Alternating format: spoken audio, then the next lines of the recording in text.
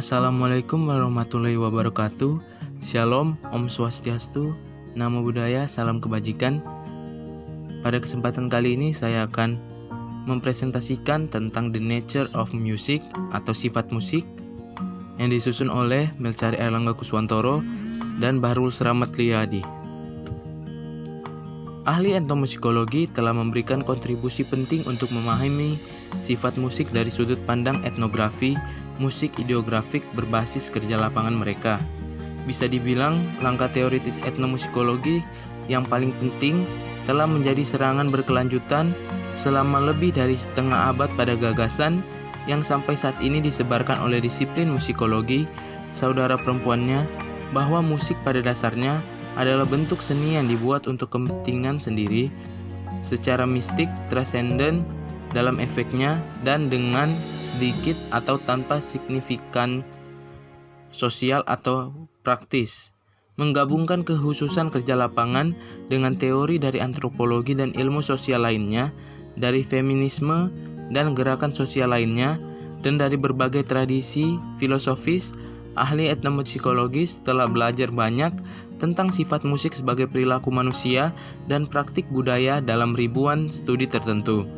Dalam prosesnya, mereka telah menciptakan gambaran yang kaya tentang sifat musik dan signifikasinya sebagai kehidupan manusia. Teori-teori etnomusikologi tentang hakikat musik, baik implisit maupun eksplisit, merupakan klaim kebenaran dalam bentuk metafora yang menghubungkan musik dengan ranah pemikiran manusia lainnya. Di antara metafora yang paling umum adalah musik adalah sebuah sumber daya dengan fungsi psikologis dan sosial, musik adalah bentuk budaya, musik adalah perilaku sosial, musik adalah teks untuk dibaca dan ditafsirkan, musik sebagai sistem tanda, dan musik adalah seni. Musik sebagai sumber daya. Mungkin bentuk paling awal dari teori etnomusikologis tentang hakikat musik berupa klaim tentang bagaimana musik berfungsi dalam budaya dan masyarakat dan untuk psikologi manusia individu. Masyarakat tradisional yang menggunakan musik dengan cara yang tak terhitung banyaknya di hampir semua domain kehidupan. Pertunjukan musik mengiringi hampir setiap aktivitas penting dalam kehidupan budaya dan sosial, dari lahir hingga meninggal, dan dari pekerjaan yang hingga ritual, upacara keagamaan, waktu luang, dan permainan. Di luar penggunaan musik dalam kehidupan sehari-hari, ahli etnomusikologi yang bekerja dalam tradisi antropologis yang dikenal sebagai fungsionalisme struktural bertanya bagaimana semua penggunaan musik ini dalam masyarakat, atau dalam istilah yang lebih modern, bagaimana individu dan masyarakat menggunakan musik sebagai sumber daya dalam membantu berbagai psikologis dan tujuan sosial. Sementara fungsionalisme struktural tidak lagi memandu pemikiran para ahli etnomusikologi, gagasan bahwa musik melakukan sesuatu untuk psikologi, manusia, dan kehidupan sosial, bahwa ia memiliki fungsi psikologis dan sosial, dan bahwa itu adalah sumber daya yang digunakan orang untuk tujuan yang berbeda, masih tertanam kuat dalam pemikiran etnomusikolog tentang hakikat musik dan signifikasinya bagi kehidupan manusia. Musik sebagai sumber sosial. Setiap budaya menggunakan musik sebagai sumber daya untuk mengintegrasikan masyarakat di sekitar perilaku dan nilai bersama. Dalam rangkaian penelitian ini, ahli etnomusikologi cenderung menyatakan bahwa estetika musik dan etika perilaku dan budaya adalah dua sisi dari mata uang yang sama. Ketika orang yang diajari, misalnya, membuat musik yang dianggap budaya bagus, mereka juga dibudayakan dan disosialisasikan ke dalam cara-cara menjadi orang baik dan bertindak sesuai dalam masyarakat itu. Terkadang ini dilakukan dalam teks lagu. Misalnya, upacara inisiasi Afrika dapat menyertakan lagu yang mengajar remaja muda dalam perilaku orang dewasa yang benar. Richard Waterman 1914-71 menulis tentang Yirrkala, aborigin di Australia itu. Sepanjang hidupnya, orang aborigin dikelilingi oleh acara musik yang mengajarinya tentang lingkungan alaminya dan pemanfaatannya oleh manusia, yang mengajarinya cara pandang dan membentuk sistem nilai-nilainya, dan yang memperkuat pemahamannya tentang konsep status dan status aborigin dari peranannya sendiri. Musik juga dapat menantang institusi sosial yang kuat dari posisi kelemahan struktural. Ini dapat membantu untuk membentuk komunitas yang belum pernah ada sebelumnya dan mengaktifkan perubahan dalam asumsi budaya yang mendasari dan struktur sosial suatu masyarakat. Misalnya, selama tahun-tahun terakhir periode komunis di Bulgaria, keahlian improvisasi yang luar biasa dari musisi Romani yang memainkan instrumen modern kontras dengan aransemen tenang yang dimainkan oleh ansambel cerita rakyat yang disponsori pemerintah yang memainkan instrumen tradisional. Musik juga merupakan sumber daya komunikatif dalam acara-acara penuh musik yang diciptakan manusia untuk merayakan kemajuan, tahapan kehidupan, dan siklus musim. Dalam kasus ini, musik menumbuhkan komunikasi antara anggota masyarakat. Dalam cara komunikasi lain, manusia tampaknya percaya hampir di semua tempat bahwa nyanyian melebihi ucapan biasa diperlukan untuk berkomunikasi dengan dewa, leluhur, dan roh. Seringkali setiap momen liturgi dan ritual seremonial diiringi dengan lagu atau pertunjukan instrumental tertentu yang menyiratkan bahwa musik memiliki kekuatan khusus untuk membuat upacara menjadi efektif. Musik seringkali menjadi sarana yang digunakan untuk menghubungi dunia supranatural dan merupakan tanda di dunia natural bahwa kontak tersebut telah terjadi. Upacara kerasukan roh yang diturunkan dari Afrika, dan Afrika memberikan beberapa contoh yang paling jelas. Jika suatu kelompok sosial tidak dapat didengar, misalnya ketika ditekan oleh kelompok yang lebih berkuasa, musik seringkali memberikan cara yang bising dan sepenuh hati kepada anggota kelompok tersebut untuk mengkomunikasikan perasaan, keyakinan, dan keberadaan mereka kepada kelompok lain. Dan kebalikannya sama benarnya. Yang kuat dapat menggunakan musik untuk mengontrol ruang dan mendorong minoritas, dan yang tidak berdaya secara harafiah dan kiasan ke pinggiran. Musik secara rutin menjadi sumber daya untuk mengidentifikasi kelompok sosial, apakah kelompok masyarakat Amazon, garis keturunan kerajaan dalam masyarakat bertingkat, partai politik dalam masyarakat modern, atau kategori sosial seperti pemuda dan orang dewasa, pria dan wanita, kaya dan miskin. Dalam kasus ini, musik berfungsi sebagai pengenal simbolis dari kelompok sosial baik bagi anggotanya sendiri maupun bagi orang lain. Musik sebagai sumber psikologis. Meriam membuat daftar 3 cara musik dapat dikatakan berfungsi sebagai sumber psikologis: hiburan, kenikmatan estetika, dan ekspresi emosional. Musik jelas merupakan sumber terpenting dalam semua jenis hiburan, mulai dari mendongeng dan menari hingga teater, film, televisi, dan permainan elektronik. Dalam beberapa kasus, seperti dalam tarian, hal itu memungkinkan hiburan. Di sisi lain, hal itu meningkatkan cerita dengan kualitas emosional yang sering dikaitkan dengan musik. Musik film memberikan banyak contoh gerakan musik stereotip yang digunakan untuk menggarisbawahi dan bahkan menciptakan sentimen romantis, ketakutan, antisipasi, dan tawa. Sebagai bagian dari keterkaitannya dengan bentuk hiburan lain, orang-orang di sebagian besar budaya menggunakan pertunjukan musik sebagai hiburan, pengalih perhatian dari beban kerja, kehidupan sehari-hari, dan pelumas untuk interaksi sosial. Dalam masyarakat modern, musisi profesional menyediakan sebagian besar hiburan musik, kadang-kadang dalam konser, tetapi paling banyak ditemukan dalam rekaman yang didengarkan di radio, TV, CD, dan file MP3 melalui pengeras suara atau headphone. Kenikmatan estetika yang bisa dipahami sebagai bentuk hiburan tampaknya terjadi ketika orang mengesampingkan pertunjukan musik melalui bingkai khusus seperti konser atau rekaman sebagai objek kontemplasi daripada pengalian hiburan dari kebosanan atau pekerjaan atau kebisingan lingkungan.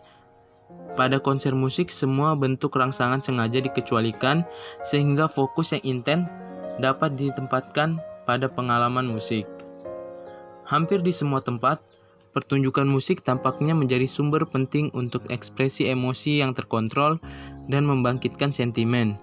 Sifat ekspresi emosi musik yang terkontrol berbeda dengan luapan amarah, kesedihan, atau kegembiraan yang spontan. Misalnya, seorang wanita Bulgaria yang saya wawancarai mengenang sebuah kejadian ketika sebagai seorang pengantin muda, dia merasa diremehkan oleh ibu mertuanya yang tinggal bersama dengan suaminya. Ketika dia menangis, dia dinasihati, "Berhentilah menangis, menyanyikan sebuah lagu." Dia sedang dinasihati, dengan kata lain, untuk menyalurkan tangisannya yang tidak terkendali dan memalukan ke dalam kerangka nyanyian yang terkontrol dan dapat diterima. Musik sebagai sumber penghubung antara psikologis dan sosial. Musik digunakan sebagai sumber yang menghubungkan individu dan sosial dalam dua cara, respons fisik dan agensi. Karena musik berirama, yaitu ada dalam waktu dan sering memiliki ketukan atau denyut yang stabil, musik mengundang respon fisik pada mereka yang mendengarnya. Menjentikan jari, mengetuk kaki, menganggukkan kepala, berjalan, berbaris, atau menari mengikuti irama musik. Tanggapan bersama ini memberikan cara bagi anggota kelompok untuk bersatu, memahami dan mengalami diri mereka sendiri sebagai unit sosial, dan dalam beberapa kasus menyelesaikan beberapa tugas khusus seperti pergi berperang sebagai kekuatan tempur yang bersatu dan efektif atau bekerja sama secara efisien. Bertindak bersama dalam ritme musik, orang mengubah respon psikologis individu menjadi sumber daya sosial yang menyatukan komunitas, kelompok afinitas, dan seluruh masyarakat menjadi sinkron satu sama lain. Etnomusikolog saat ini juga memahami bahwa individu adalah agen yang memberlakukan dan menantang norma sosial, dan menggunakan musik sebagai sumber daya untuk melakukannya. Dipengaruhi oleh karya sosiolog Prancis Pierre Bourdieu 1930-2002 tentang teori praktik, mereka memahami musik sebagai praktik nonverbal yang dapat di luar wacana verbal menciptakan individu, gender, dan identitas dan subjektivitas yang dibangun secara sosial. Misalnya, studi Christopher Waterman tentang musisi Yoruba Juju dan pemimpin band di Ibadan, Nigeria, menunjukkan bagaimana musisi tersebut menegosiasikan hubungannya dengan dua kelompok sosial, kelas atas tempat bandnya memainkan musik, dan anak laki-laki band, kelas bawah yang dia tanam dan eksploitasi secara bersamaan. Mengingat daftar singkat cara manusia menggunakan pertunjukan musik sebagai sumber daya untuk mencapai tujuan tertentu, ahli etnomusikologi terkadang tergoda untuk mengklaim bahwa musik sama pentingnya dengan ucapan dan bahasa bagi individu manusia dan untuk masyarakat manusia. Tidak jarang mereka yang kami pelajari pendukung kami dalam pandangan ini, seperti yang pernah dikatakan seorang Indian Pueblo dari New Mexico kepada antropolog Leslie White 1900-1975, "Temanku, tanpa lagu Anda tidak dapat melakukan apa-apa." Musik sebagai bentuk budaya, musik sebagai perilaku sosial. Dua klaim metafora lain tentang sifat musik berpendapat bahwa itu adalah bentuk budaya atau perilaku sosial yang mungkin menjadi ikon atau koheren dengan dibentuk dan perilaku budaya lain, pandangan yang berasal dari bentuk strukturalisme yang dikemukakan oleh antropolog Prancis Claude Lévi-Strauss 1908-2009. Salah satu studi awal tentang hal ini oleh Judith dan Alton Becker berkaitan dengan pengaturan waktu dalam musik gamelan Jawa. Di tahun 1960-an, Alan Lomax mencoba mengolah metafora musik sebagai perilaku sosial dalam proyek komparatif besar yang diberi label kantometrik, istilah yang ia ciptakan untuk menangkap gagasannya bahwa lagu adalah ukuran budaya. Dia berusaha menunjukkan secara global bahwa struktur pertunjukan lagu dapat dikaitkan dengan penampilan hubungan sosial yang lebih umum.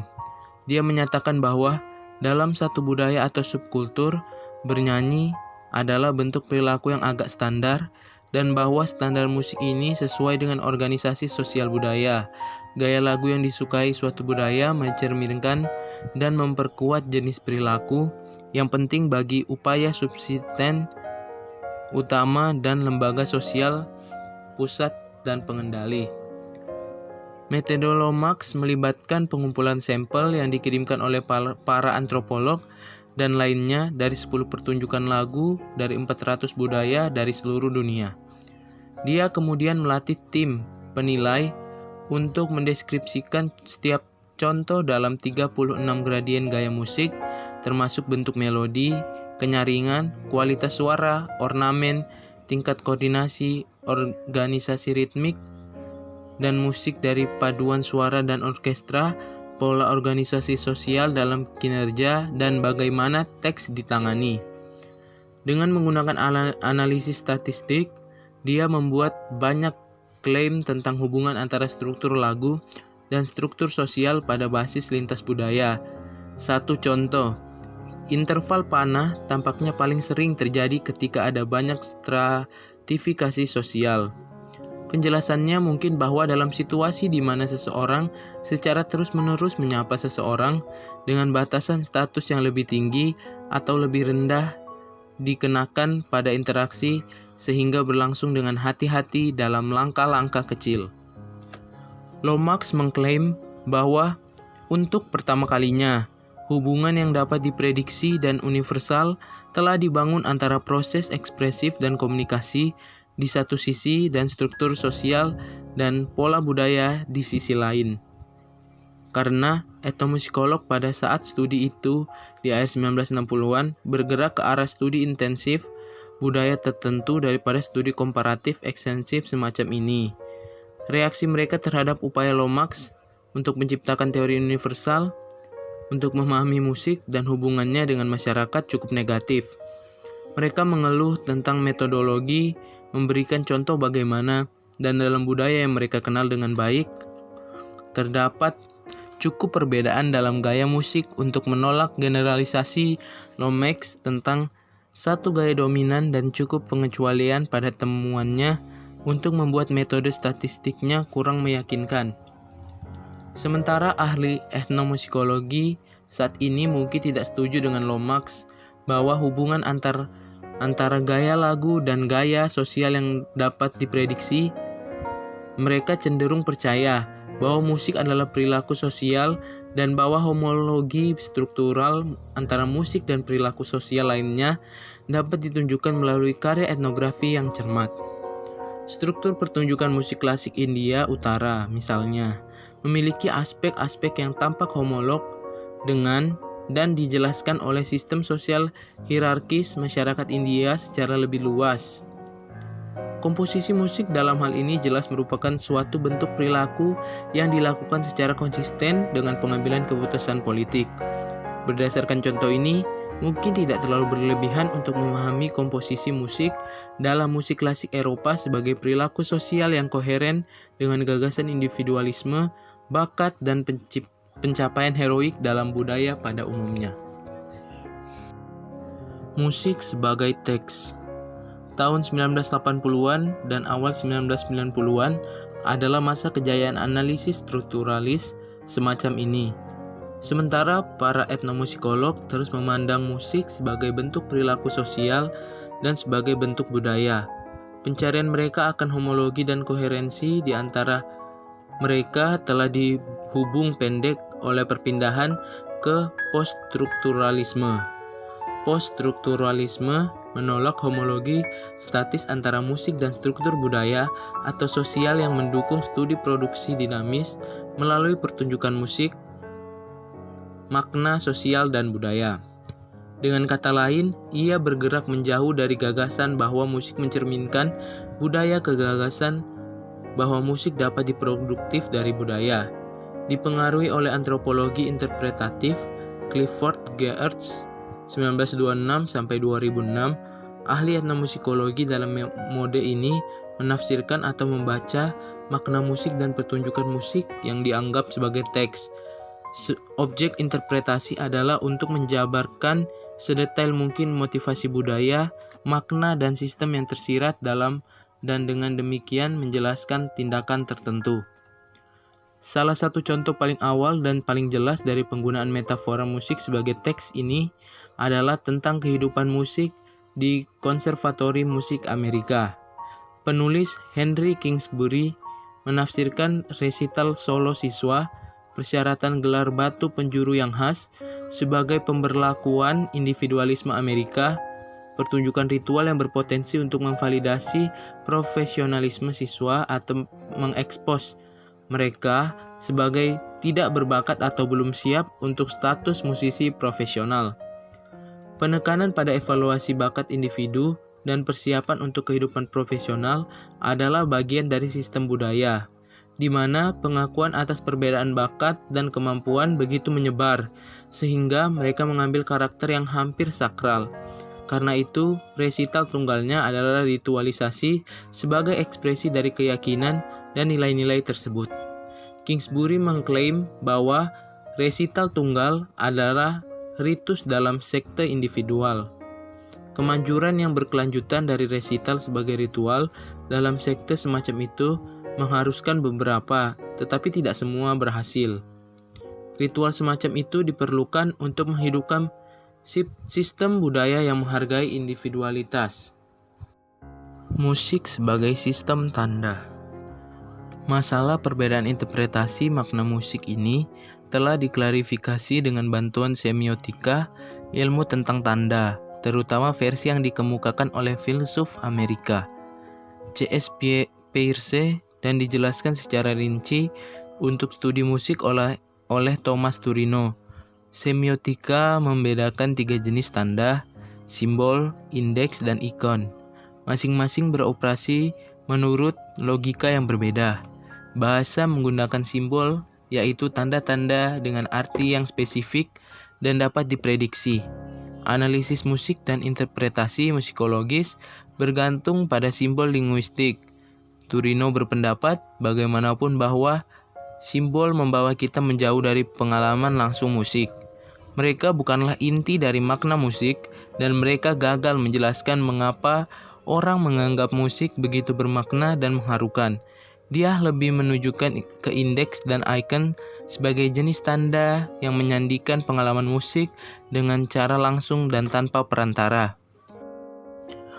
Turino menyimpulkan bahwa musik melibatkan tanda-tanda perasaan dan pengalaman langsung, khususnya ikon dan indeks. Meskipun musik dapat dibaca, artinya seperti halnya bahasa, bagaimanapun juga itu adalah jenis sistem isyarat yang berbeda dari bahasa. Musik melakukan hal ini bagi umat manusia selain menciptakan makna, sesuatu yang sama pentingnya. Menurut Turino, ketika orang beralih ke pemikiran dan wacana simbolik, seperti dalam bahasa, untuk mengkomunikasikan tentang perasaan dan pengalaman yang dalam, perasaan dan kenyataan dari pengalaman tersebut menghilang dan kita tidak puas. Karena ini, kita telah berpindah ke mode wacana yang lebih dimediasi dan digeneralisasikan, jauh dari tanda-tanda perasaan dan pengalaman langsung. Simbol gagal dalam ranah perasaan dan pengalaman. Itulah mengapa kita membutuhkan musik. Faktor lain yang membuat musik berpotensi kaya akan makna adalah kompleksitas sifatnya sebagai tanda. Musik sebagai tanda memiliki banyak unsur dan masing-masing dapat menjadi ikon atau indeks dengan makna yang saling menguatkan atau bertentangan. Indeks adalah tanda yang menunjukkan ke objek yang diwakilinya. Ini terjadi dalam musik ketika karya atau praktik tertentu dikaitkan dengan atau terjadi pada saat yang sama dengan sesuatu yang lain. Contoh nyata adalah lagu kebangsaan dengan teks patriotik yang dipertunjukkan pada acara-acara politik. Ikon adalah tanda yang dalam beberapa hal menyerupai hal yang diwakilinya. Ikon religius, lukisan 2 dimensi, orang 3 dimensi, memberi nama pada jenis ini. Terkadang interpretasi ikon musik tergantung pada pengalaman pendengar. Memahami gerakan musik sebagai ikon adalah tindakan imajinasi yang berkontribusi pada rasa identitas seseorang dan memicu emosi yang kuat yang terkait dengan identitas tersebut. Musik sebagai seni. Meskipun para etnomusikolog telah menghabiskan sebagian besar waktu mereka mengembangkan metafora alternatif terhadap gagasan bahwa musik adalah seni, pada akhirnya metafora itu hampir tak terhindarkan. Mengklaim bahwa musik adalah seni, bagaimanapun membuka pertanyaan yang terbukti sangat sulit untuk dijawab, yaitu apa itu seni? Untuk menyederhanakan, definisi seni ada dua ekstrim. Di satu sisi, dan untuk sebagian besar sejarahnya, pemikiran Eropa berpendapat bahwa seni adalah pembuatan sesuatu yang terampil. Ini identik dengan penguasaan suatu keterampilan atau kerajinan seperti melukis, membuat lemari, atau memainkan musik. Seni sebagai eksekusi yang terampil mengarah ke tempat-tempat seperti seni perang atau seni pengobatan. Definisi ini sangat menekankan pada pembuat seni. Meskipun perkembangan dalam filsafat Eropa sejak abad ke-18 sebagian besar telah menggantikan definisi yang lebih tua ini, para etnomusikolog terus menerimanya karena penekanannya pada pembuatan seni dan pada hak pilihan manusia. Penghindaran definisi ini dari perbedaan antara seni rupa dan seni fungsional, yaitu antara seni dan kerajinan, cocok dengan pandangan dunia etnomusikolog. Seni dengan definisi ini ada di setiap budaya di bumi, dan studi etnomusikologis dari budaya-budaya tersebut dipenuhi dengan catatan menarik tentang keterampilan dan kerajinan musik, dengan kata lain seni musik. Definisi seni Eropa ekstrim lainnya adalah berhutang budi kepada kritik penghakiman 1790 dari Immanuel Kant 1724 hingga 1804. Ini menekankan pengalaman pendengar dan menghubungkan seni dengan penilaian estetika dari yang indah, yang luhur, yang baik, dan yang menyenangkan. Gagasan bahwa musik adalah seni dengan sifat formal yang layak untuk direnungkan demi kepentingan mereka sendiri mungkin mengarah pada penelitian yang serupa. Dalam beberapa hal, dengan pencarian keterampilan dan kerajinan dalam definisi pertama seni, dan itu secara alamiah dilakukan oleh orang Eropa yang terlatih. Namun, dalam dekade terakhir, analisis sifat formal musik dunia telah dibangkitkan bahwa kepemimpinan komposer dan etnomusikolog Michael Tenzer. Dia dan rekan-rekannya berusaha untuk mengukir dan menganalisis struktur musik, untuk melakukan perjalanan dengan penuh perhatian ke dalamnya, untuk mengalami setiap pertunjukan, karya dunia, suara sebagai peristiwa tunggal, bertekstur, dan halus. Tujuan-tujuan ini memposisikan kembali studi etnomusikologis dalam definisi Eropa, universalisasi tentang apa yang bertentangan dengan seni etnomusikologi 30 tahun terakhir, yang membenarkan analisis formal musik sebagai metode untuk memahami contoh-contoh musik yang spesifik secara budaya sebagai keterampilan atau kerajinan, sumber daya, budaya, perilaku sosial, dan sejenisnya. Perhatian yang cermat pada sifat formal dari karya musik dapat memberikan satu jenis jawaban untuk pertanyaan tentang bagaimana manusia bermusik dalam kasus tertentu, dan Tenzer mengulurkan harapan bahwa hal itu dapat membawa juga pada penemuan prinsip-prinsip umum yang mengatur musikalitas manusia, dan dengan demikian untuk memahami kemanusiaan kita bersama.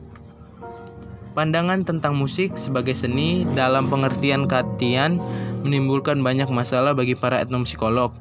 Yang pertama adalah bahwa itu telah digunakan untuk menghargai pandangan seni Eropa yang terbatas seperti biasa tentang keindahan, dan untuk menurunkan praktik non-Eropa ke kategori seni non-seni atau fungsional atau seni terapan. Masalah kedua adalah seperti yang dikemukakan Turino, musik mungkin bukan bentuk seni yang bersatu, melainkan mengacu pada jenis aktivitas yang berbeda secara fundamental yang memenuhi berbagai kebutuhan dan cara menjadi manusia. Dia membedakan 4 jenis seni musik: pertunjukan langsung partisipatif, pertunjukan langsung presentasi, rekaman kesetiaan tinggi, dan rekaman seni audio studio. Dia berpendapat bahwa setiap jenis perlu dinilai menurut tujuannya sendiri, bukan dari perspektif universal tunggal tentang sifat musik. Masalah ketiga bagi etnomusikolog dengan definisi seni ini adalah kekhawatiran mereka bahwa hubungan antara estetika dan seni tidak otonom. Sebaliknya, mereka terbiasa mengamati bahwa institusi yang kuat sering memberikan pada praktik musik status karya seni dan mendefinisikan apa itu seni.